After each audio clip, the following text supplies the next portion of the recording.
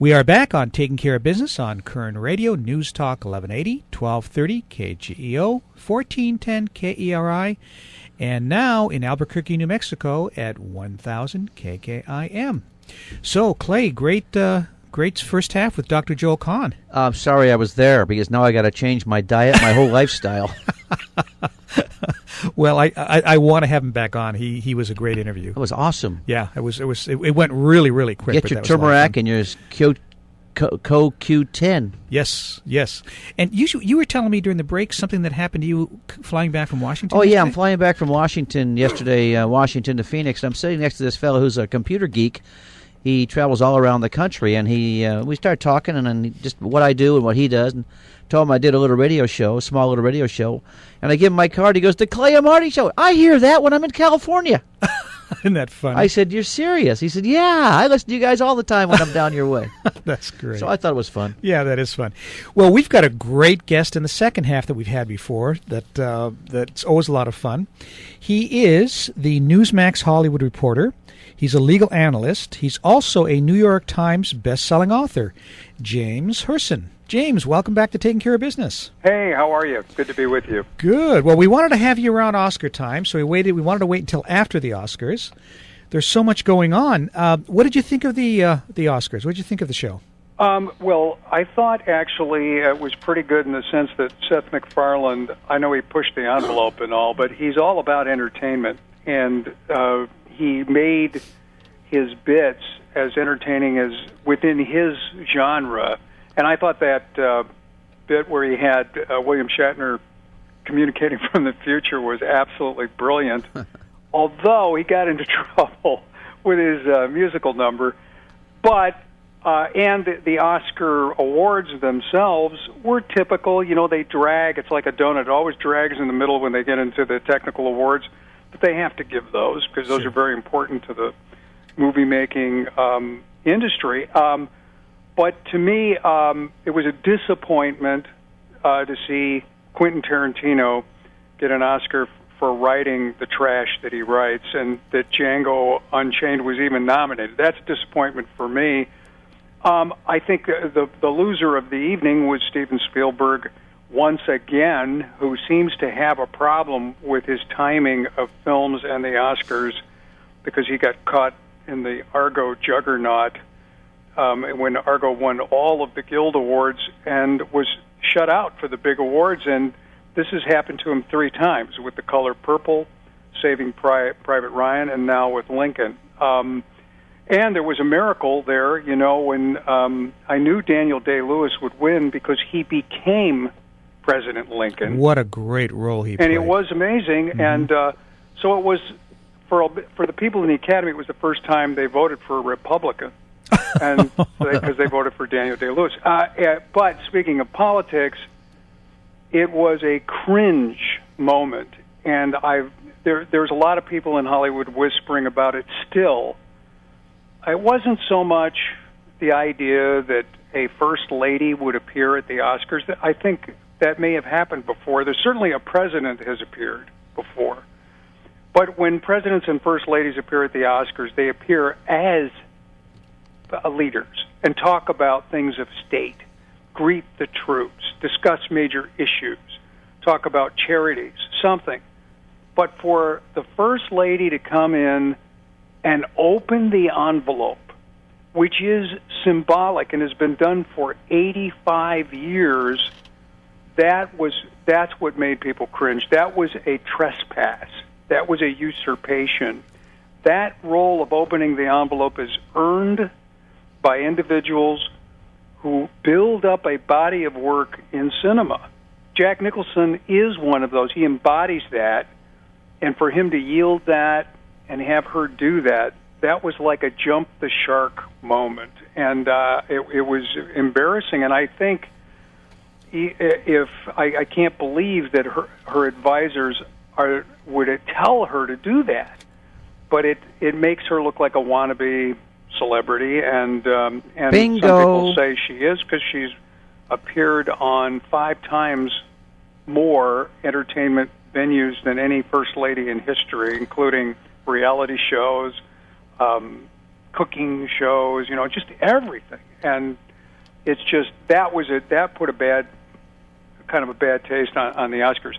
On the other side, Seth MacFarlane is under fire. In the state of California, where we apparently have no serious problems for the legislature to be concerned with, with a bankrupt state, with rising crime, with terrible infrastructure.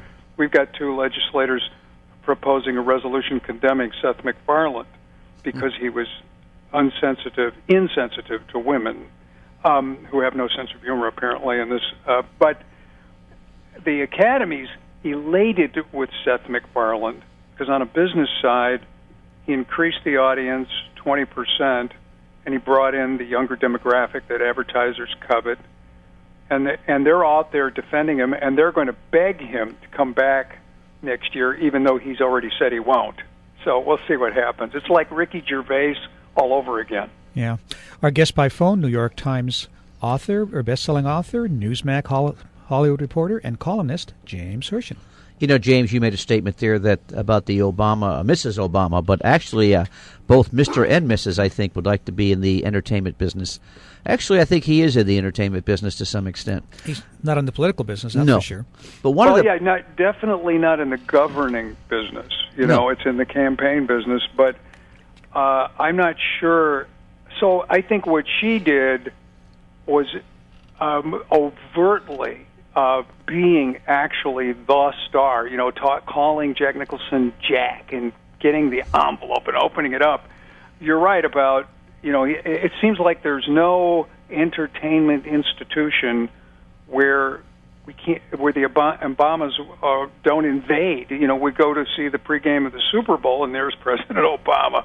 We go to, and the second most watched televised event, the Academy Awards, there's Michelle Obama. So, yeah, it's an invasion, if you will. And, we should be able to they take vacations. Why can't we take a vacation from them sometimes? No, they actually are on vacation. Sometimes they go to work.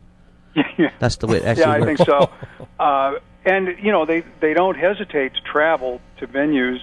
So that was a conscious decision by the handlers or by the First Lady to appear like Big Sister on this massive video screen with military props, as opposed to flying to Hollywood and being the surprise guest who comes from behind the curtain. That would have made her, that would have been even more of a usurpation, I suppose, for some people. But to me, the fact that she actually made the presentation of the biggest award of the night was inappropriate and classless and an invasion. And it's been said, but Donnie Deutsch said as much. He called her an uninvited guest. Vanity Fair said she crashed the party. The British newspapers have said that it was pointless and bizarre. So there's enough people condemning it, and I think she knows by now, if she's got any friends that tell her the truth, that she made a mistake. Nobody tells them the truth, unfortunately. But I don't know if you saw the picture in the Iranian papers of Mrs. Obama. In our paper, it showed her with a sort of a low-cut dress and with straps. And in Iran, it showed her with a dress that covered her all the way up to her neck. I thought that was interesting. Well, I'm sure that was photoshopped by the Iranian censors. So I can just imagine what they had to do to Halle Berry. They probably broke a computer. They should have put her in a burqa. Yeah, there you go. Going back to the Academy Awards themselves, I was really surprised. I was going to be a history teacher years ago before I went into business, and Argo and Lincoln I thought were both fantastic, and they're both pretty right on, even though Lincoln got a little heat because of the Connecticut congressman who actually voted for the abolition of slavery, and the movie showed him voting against it. But other than that, both Argo and Lincoln were pretty right on. But neither one of them made the Democrats. In Argo's case, they didn't make the Carter administration look very good, and in the Lincoln movie, they didn't make the Democrats look very good at all. I'm surprised that they were able to pull that off, knowing the Hollywood slant towards liberals in the Democratic Party. Yeah, there are a number of miracles occurred. I mentioned the fact that they left Lincoln a Republican, although Doris Kearns Goodwin and Tony Kushner did their best to run around in personal appearances saying, well, if Lincoln were around today, he'd never be a Republican, they said over and over again. But got to give Ben Affleck great credit. There was something at the very end of Argo that implied that somehow Jimmy Carter had freed the hostages in Iran, and we all know it was Ronald Reagan's election that did that. That was a bit off. And even just having Jimmy Carter anywhere in the movie was a little homage to Hollywood's politics, because anything that happened good during that period was, despite Carter's policy, not because of them. But the thing that was great about Argo is that this incredible story, which came from a magazine article, that Affleck had the good sense to have an adaptation made of that story, and that it was about these Americans that we never hear about, who literally put their lives on the line and do it with absolutely no credit because they're in intelligence where it's classified. And, for what is it, about a decade and a half, there was no credit for the main character of Argo. So it's wonderful to feature that. By the way, Argo had another element that helped it with respect to Oscars, and that is that the story had Hollywood as good guys. Yes, who it were did. part of the rescue. And since Hollywood is the center of narcissism in the world, it helps to have a movie that features Hollywood. Guess which movie won last year? The Artist, which was about Hollywood. Yeah, so yeah. it helps to do that. There's Sure. all these X factors in the Oscars. And by the way, you mentioned the historical inaccuracy. James, we're coming up to a hard break here. Let's do this. Let's pick up there when we get back, okay? Okay. We'll be back in a moment on Taking Care of Business on Koerner Radio, News Talk, 1180.